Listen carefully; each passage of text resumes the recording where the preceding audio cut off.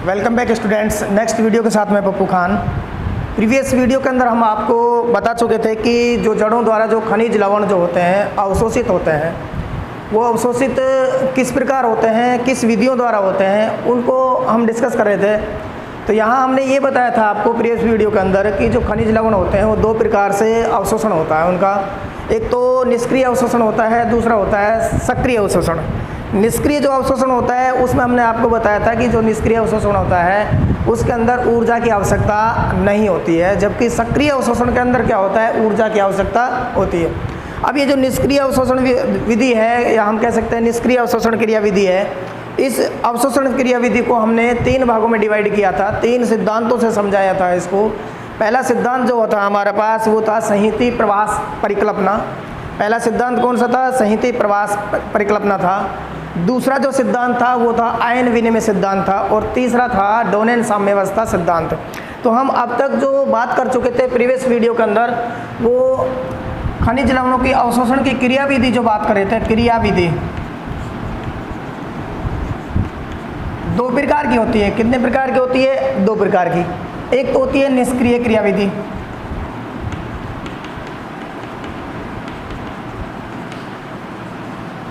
और दूसरी होती है सक्रिय क्रिया विधि।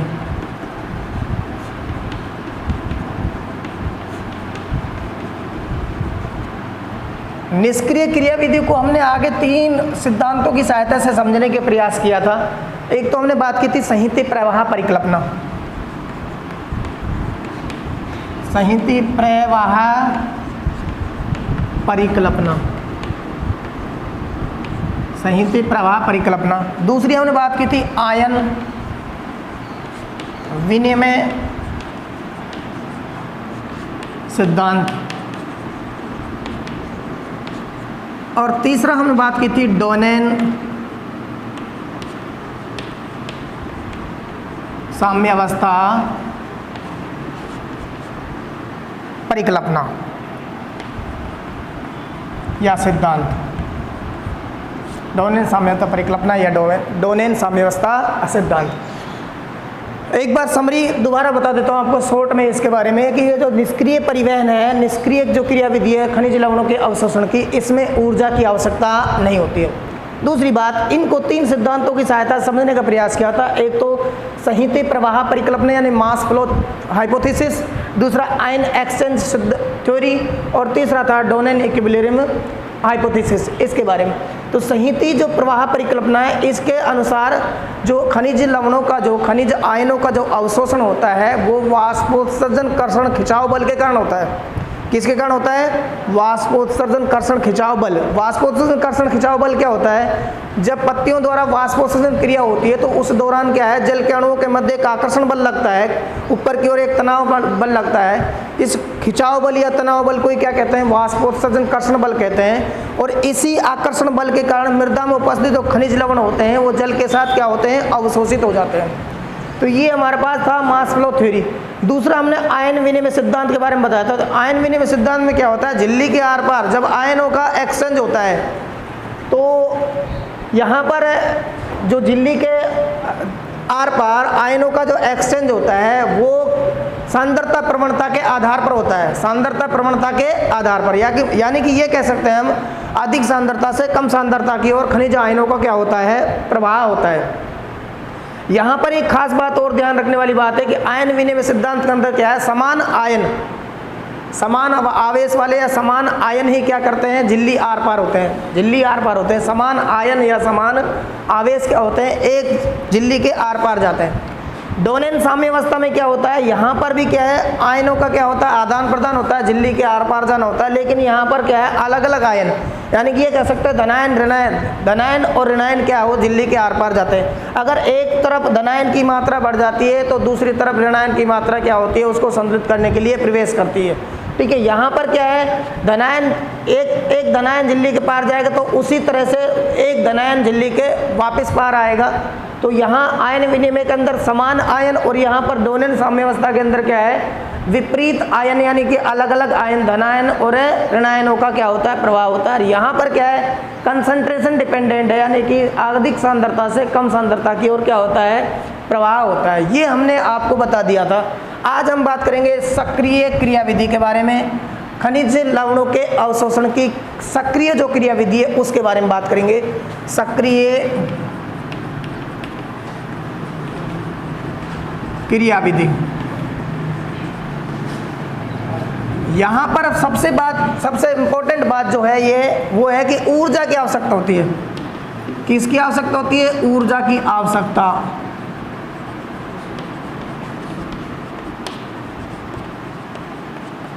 किसकी आवश्यकता होती है? ऊर्जा की आवश्यकता होती है।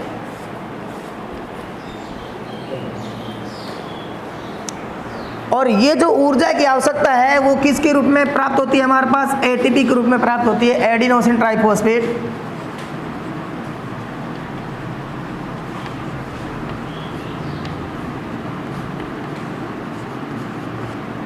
एडिनोसिन ट्राइफॉस्फेट एटीपी के रूप में प्राप्त होती है हमें।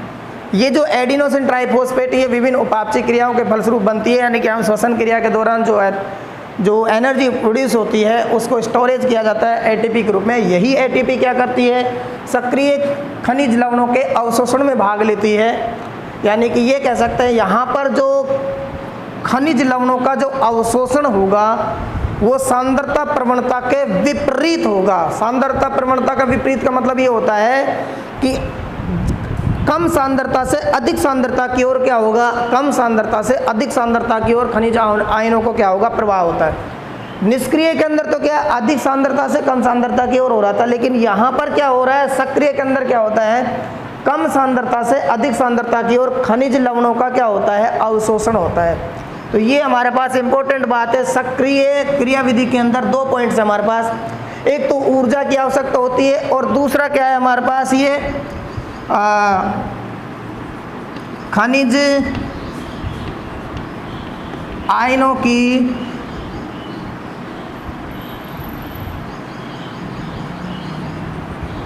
प्रवणता के विपरीत अवशोषण होता है, या हम कह सकते हैं विरुद्ध। क्या होता है? विरुद्ध अवशोषण होता है। यानी कि यहाँ ये कह सकते हैं कम सांद्रता से अधिक सांद्रता की ओर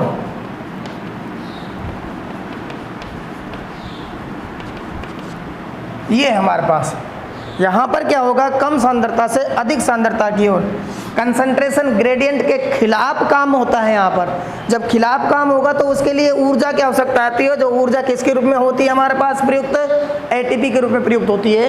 तो सक्रिय क्रियाविधि है, इसको विभिन्न सिद्धांतों की सहायता से समझने का प्रयास करेंगे। हम यहाँ पर सबसे पहले हम बात करेंगे वाहक संकल्पना सिद्धांत। एक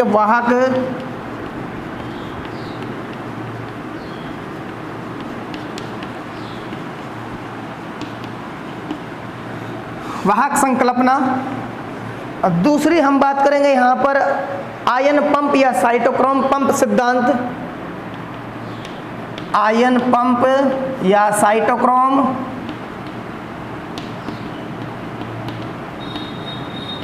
पंप सिद्धांत।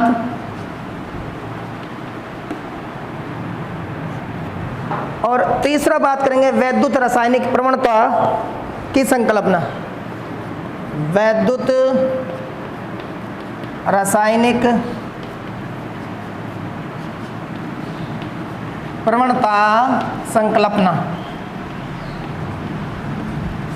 इनके बारे में डिस्कस करेंगे। देखिएगा सक्रिय क्रियाविधि के अंदर तीन सिद्धांतों को हम पढ़ेंगे। यहाँ पर वाहक संकल्पना सिद्धांत, कैरियर हाइपोथेसिस है ये हमारे पास, आयन पंप है या साइटोक्रोम पंप सिद्धांत है, तीसरा है हमारे पास वैद्युत रासायनिक प्रवणता। सबसे पहले हम बात करेंगे वाहक संकल्पना सिद्धांत के बारे में। किसके बारे में बात करेंगे?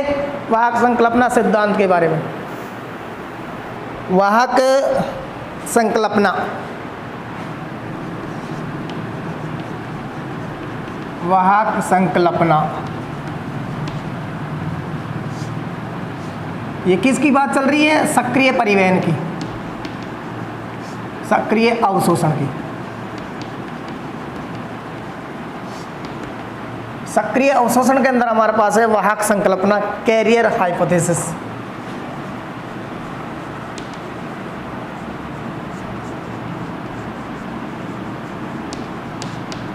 कैरियर हाइपोथेसिस के बारे में बात चल रही थी, वाहक संकल्पना। यहाँ देखिएगा जो आयन होते हैं, खनिज आयन होते हैं, वो धनात्मक भी हो सकते हैं और ऋणात्मक भी हो सकते हैं। तो खनिज आयन जो होते हैं अलग अलग आयनों के लिए अलग अलग वाहक कार्य करते हैं। अलग अलग आयनों के लिए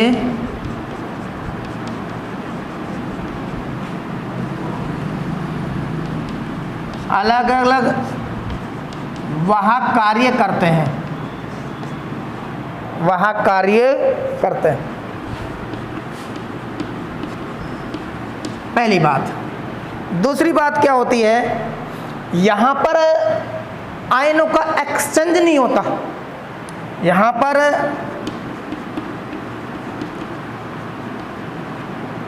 आंतरिक वातावरण में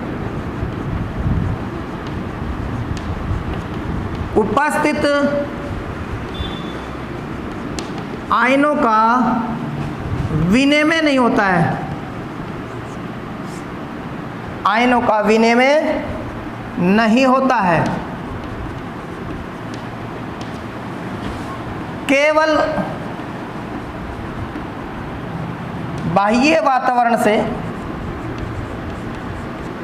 वाहक की सहायता से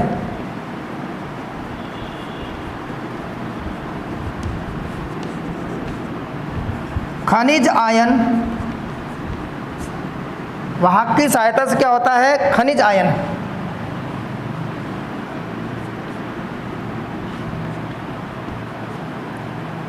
झिल्ली पार जाते हैं, झिल्ली पार जाते हैं। ठीक है। एक अगर देखा जाए तो ये परिकल्पना जो है वो वॉन डेन हॉनेट ने दी है। किसने दी है? Von den Hornet.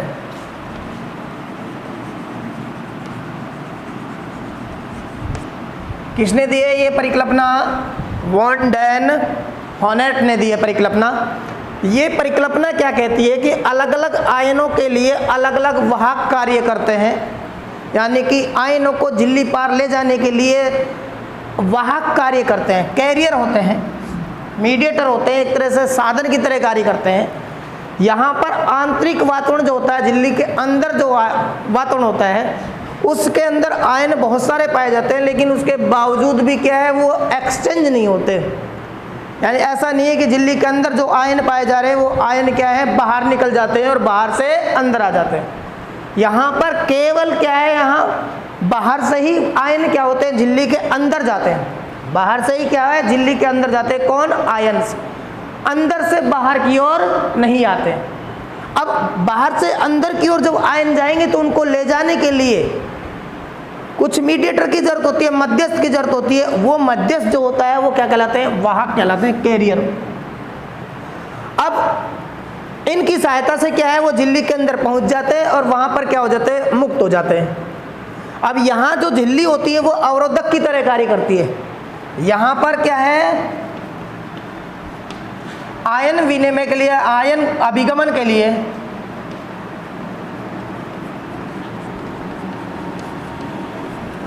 झिल्ली, कौन सी झिल्ली? प्लाज्मा झिल्ली अवरोधक की तरह कार्य करती है।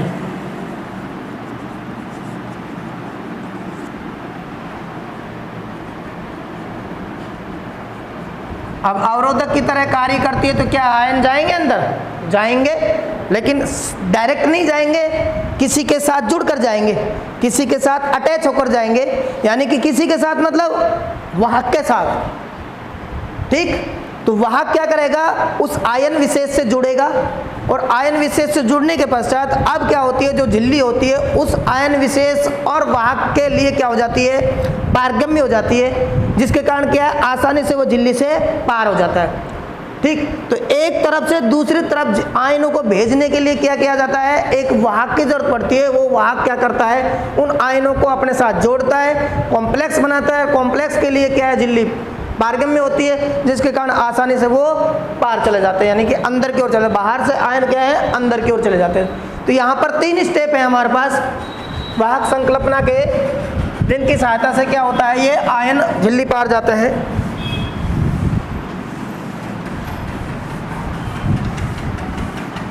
पहला स्टेप जो है हमारे पास वो है वाहक प्लस एटीपी।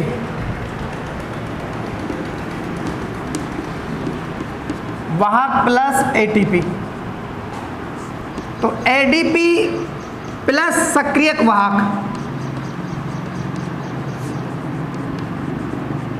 अब देखिएगा, गौर करिएगा, हमने अभी बताया था कि जो सक्रिय अवशोषण विधि है उसके अंदर ऊर्जा की आवश्यकता होती है, बिना ऊर्जा के सक्रिय अवशोषण विधि नहीं होती है संपन्न। तो ऐसे में क्या है, हमारे पास जो वाहक होगा ये क्या होता है, निष्क्रिय। कैसा होता है, निष्क्रिय। तो इसको पहले सक्रिय करना पड़ता है, एक्टिवेट करना पड़ता है। एक्टिवेट किसकी सहायता से होगा, ऊर्जा की सहायता से। और ऊर्जा क्या है हमारे पास, एटीपी।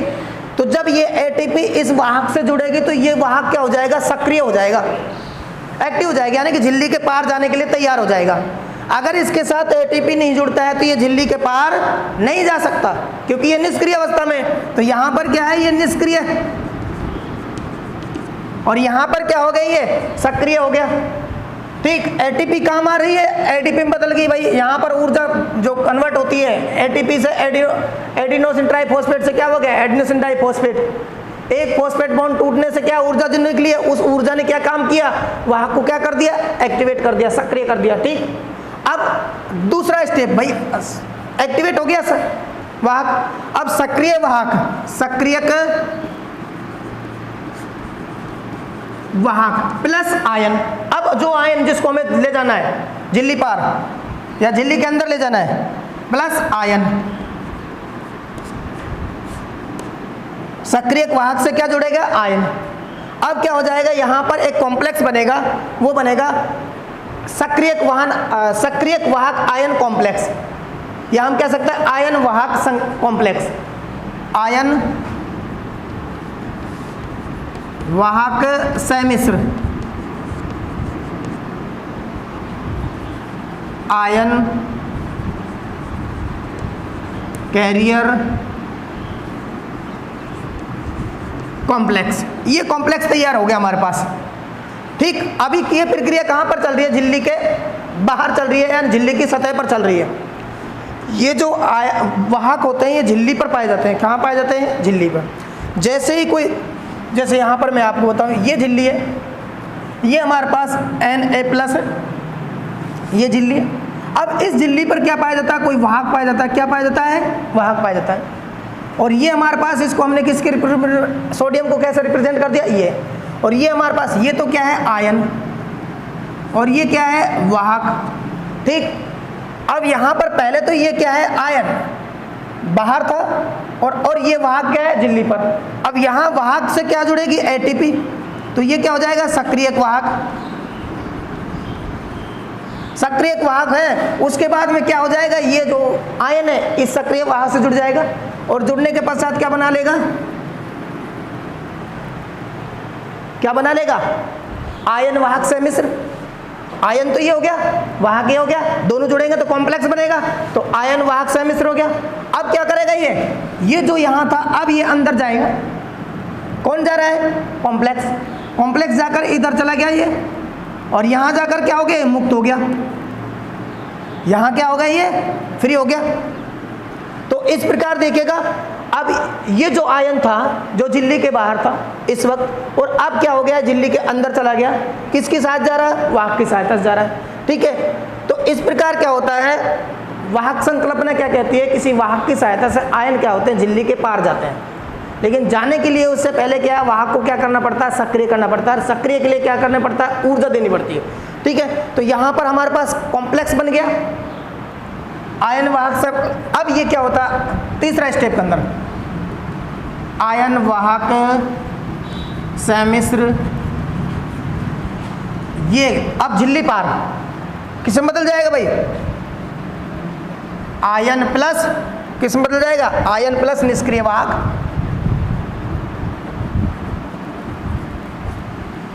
कौन सा निष्क्रिय वाहक, ये भाई। अब इससे क्या है, आयन हट गया, और हटने के बाद में क्या हो गया, ये हमारे पास आयन झिल्ली के अंदर चला गया और क्या रह गया हमारे पास।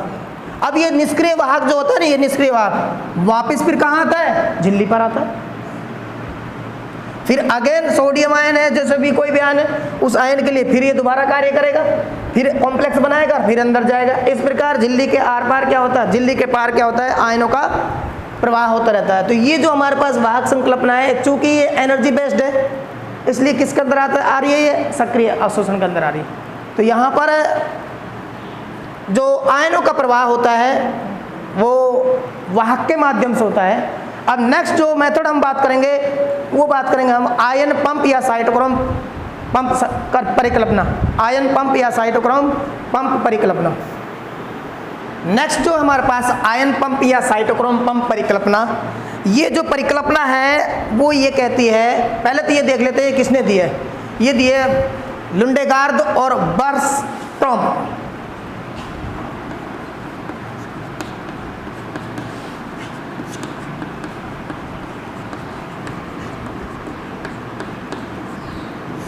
किसने दी है ये परिकल्पना, लुंडेगार्ड और बर्स्ट्रॉम ने।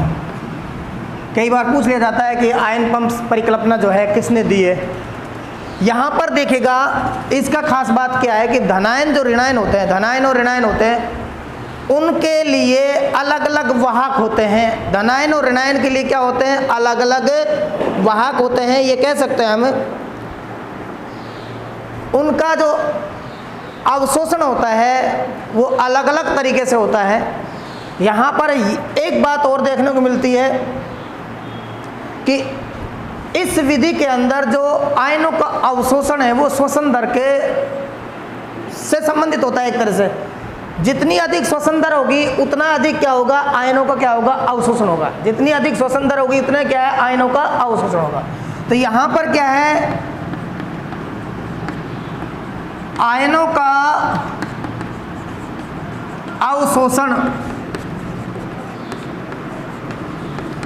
श्वसन दर पर निर्भर करता है।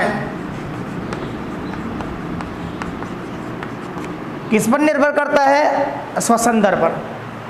नेक्स्ट बात करें, धनायन और ऋणायन के लिए अलग अलग वाहक होते हैं। धनायन एवं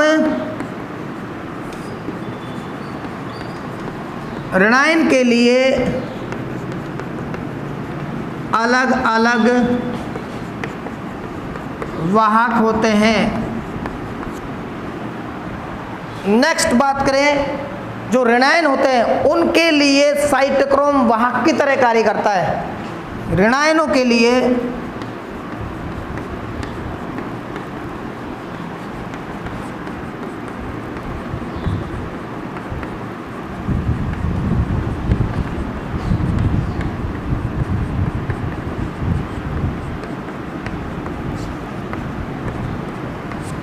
किसकी तरह, वाहक की तरह कार्य करेगा, वाहक की तरह। कौन करेगा, साइटोक्रोम। ध्यान रहे, यहाँ पर साइटोक्रोम जो है वो ऋणायनों के लिए किसकी तरह कार्य करता है, वाहक की तरह कार्य करता है।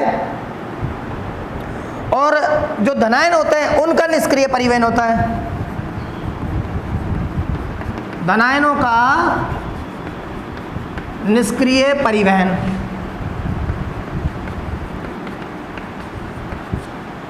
धनायनों का निष्क्रिय परिवहन होता है।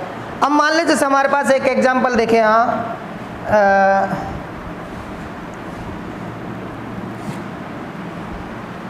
एक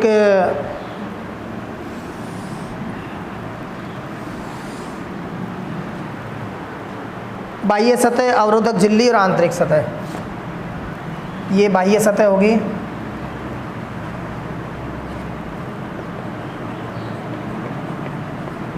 ये अवरोधक झिल्ली हो गई,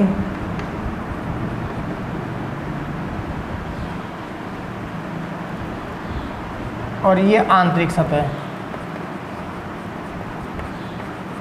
ये आंतरिक सतह हो गई। ठीक है, यहाँ पर ये इसको हम ऐसे लिख देते हैं। अब बाह्य सतह जो हमारे पास यहाँ पर ऋणायन है और धनायन है। ठीक है, अवरोधक सतह जो है, अवरोधक सतह या झिल्ली जो है हमारे पास, यहाँ पर क्या पाया जाता है? Cytochrome pump. Cytochrome pump. और साइटोक्रोम पंप जो होगा ये इस ऋणायन को झिल्ली के क्या कर देगा? पार कर देगा।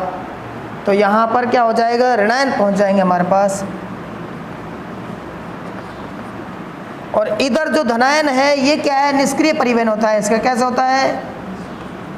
निष्क्रिय। और निष्क्रिय से क्या पहुँच जाएगा? ये झिल्ली पार, झिल्ली के अंदर। ये परिकल्पना क्या कहती है कि आयनों का अवशोषण जो होता है वो किस पर निर्भर करता है? श्वसन दर पर। यानी कि श्वसन दर जो है आयनों के अवशोषण को निर्धारित करती है। अधिक श्वसन दर होगी तो अधिक अवशोषण होगा, और कम होगी तो कम। दूसरी बात, धनायनों और ऋणायनों के लिए अलग अलग वाहक होते हैं, वह अलग अलग पंप होते हैं। क्या होते हैं? अलग अलग पंप होते हैं। यहाँ पर बात करते हैं धनायनों का जो परिवहन होता है, ऋणायनों के लिए जो परिवहन होता है वो किसकी सहायता से होता है? साइटोक्रोम की सहायता से होता है। जबकि धनायनों के लिए जो परिवहन होता है वो कैसे होता है? निष्क्रिय। अब एक इमेजिन करते हैं हम, ये बाह्य सतह है, ये अवरोधक झिल्ली है, और ये क्या है? आंतरिक सतह। तो यहाँ बाह्य सतह पर हमारे पास धनायन और ऋणायन पाए जा रहे हैं। झिल्ली के बाहर क्या पाया जा रहा है? हमारे पास ऋणायन और धनायन। झिल्ली में क्या पाया जा रहा है? साइटोक्रोम पंप पाया जा रहा है। और झिल्ली के अंदर क्या है? उनको हमें पहुंचाना है। किसको? आयनों को। तो यहाँ ऋणायन जो होता है झिल्ली के अंदर उपस्थित या झिल्ली पर उपस्थित साइटोक्रोम होता है, उसकी सहायता से इस ऋणायन को पंप कर दिया जाता है। प्रेशर से एक तरह से अंदर भेज दिया जाता है। कहाँ पर? आंतरिक सतह पर, झिल्ली की आंतरिक सतह पर। और आंतरिक सतह पर पहुँचने के बाद वो कोशिका के अंदर पहुँच जाएगा। इधर यहाँ बात करें धनायन, तो धनायन क्या है? अपने आप स्वतः ही क्या होता है? कहाँ पहुँच जाता है? जब भाई यहाँ पर हमारे पास ऋणायन उधर पहुँच रहा है तो उसको कंट्रोल करने के लिए धनायन भी जाएगा आयन बैलेंस के लिए। तो ये हमारे पास क्या होता है? कौन सी मेथड हो गई है? आयन पंप या साइटोक्रोम पंप। साइटोक्रोम पंप क्यों कह रहे हैं इसको हम? क्योंकि यहाँ पर ऋणायनों का जो परिवहन हो रहा है वो किसकी सहायता से हो रहा है? साइटोक्रोम की सहायता से हो रहा है। और साइटोक्रोम क्या है? एक प्रकार के क्या है? एक प्रकार की प्रोटीन। साइटोक्रोम क्या है? एक प्रकार की प्रोटीन है। ठीक है। तो इसकी सहायता से क्या होता है? झिल्ली पार आयनों को क्या होता है? परिवहन होता है। तो ये चूँकि पंप भी वाली, अब हमने इसको सक्रिय परिवहन के अंदर क्यों रखा गया है? अरे पंप हो रहा है, पंप, तो पंप का मतलब है एनर्जी देना। पंप का मतलब क्या है? एनर्जी देना। तो बिना एनर्जी थोड़ी चला जाएगा। तो यहाँ साइटोक्रोम जो होगा वो एटीपी की सहायता से क्या होगा? सक्रिय होगा। और एटीपी की सहायता से इन ऋणायनों को क्या करेगा? पंप करेगा आंतरिक सतह के अंदर। ठीक है। तो इसलिए इसको किसके अंदर रखा गया हमने? एक तरह से साइटोक्रोम पंप परिकल्पना के अंदर। लास्ट जो परिकल्पना है हमारे पास वो है हमारे पास वैद्युत रासायनिक प्रवणता की संकल्पना। वैद्युत रासायनिक प्रवणता की संकल्पना।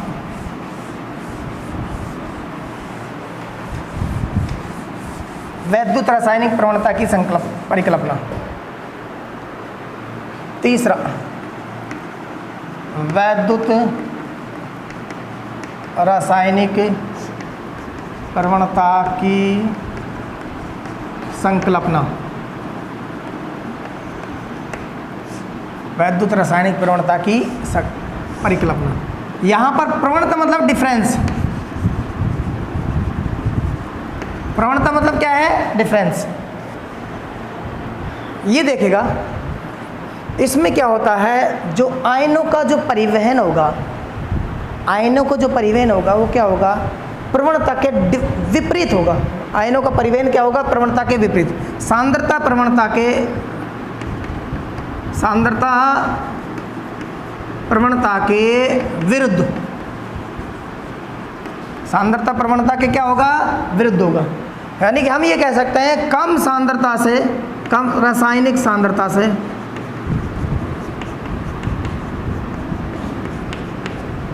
अधिक रासायनिक सांद्रता की ओर।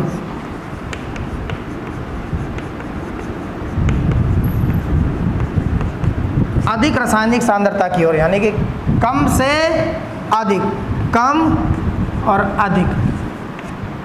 ठीक। यहाँ पर क्या है? खनिज आयनों की जो सांद्रता है वो क्या है? कम। और इधर क्या है? अधिक। जब कम से अधिक की ओर जाएगा तो किसका उपयोग होगा? ऊर्जा का। किसका उपयोग होगा? ऊर्जा का। और वो ऊर्जा किसके रूप में प्रयुक्त होगी? एटीपी के रूप में। चूंकि एटीपी का यूज हो रहा है, ऊर्जा का उपयोग हो रहा है, इसलिए हम इसे क्या कह रहे हैं? सक्रिय। क्या कह रहे हैं इसको? सक्रिय अवशोषण कह रहे हैं। तो ओवरऑल हम आपसे बात करें कि यहाँ पर हमने खनिज लवणों के अवशोषण की क्रियाविधि के बारे में बात की। तो खनिज लवणों के अवशोषण की क्रियाविधि को दो भागों में बांटा गया था, एक तो निष्क्रिय अवशोषण और दूसरा सक्रिय। निष्क्रिय अवशोषण के अंदर तीन सिद्धांत बताए थे हमने आपको, जिसमें ऊर्जा की आवश्यकता नहीं होती है। एक तो हमने संहित प्रवाह परिकल्पना बताई, एक आयन एक्सचेंज मेथड बताया, और तीसरा क्या बताया था, डोनेन साम्यावस्था परिकल्पना। तीन। और इधर सक्रिय के अंदर हमने कहा था कि ऊर्जा की आवश्यकता होती है खनिज लवणों के अवशोषण के लिए। तो यहाँ पर भी हमने तीन परिकल्पनाएं बताए, तीन सिद्धांत बताए। पहला सिद्धांत क्या था हमारे पास, पहला सिद्धांत वाहक संकल्पना। कौन सा था, वाहक संकल्पना। और दूसरा सिद्धांत क्या है हमारे पास, आयन पंप या साइटोक्रोम पंप संकल्पना। और तीसरा जो हमारे पास है वो है वैद्युत रासायनिक प्रवणता संकल्पना। ठीक है। इस प्रकार पादप जो होते हैं मृदा से विभिन्न प्रकार के खनिज लवणों का अवशोषण करते हैं, और इन विधियों से, जो कि उपयुक्त विधि जो अभी बताई हमने, निष्क्रिय और सक्रिय विधि जो होती है अवशोषण की, इससे वो क्या करते हैं, अपनी आपूर्ति करते हैं खनिज लवणों की। और इन खनिज लवणों का पादपों के अंदर विभिन्न उपापचय, जो जैविक उपापचय क्रिया होती है, उनमें क्या होता है, उपयोग होता है। ठीक है। विभिन्न प्रकार के जो पदार्थ होते हैं, उपापचयी पदार्थ, उनका निर्माण होता है। इस वीडियो के अंदर इतना ही, और ये चैप्टर भी क्या हो गया, समाप्त हो गया। ओके।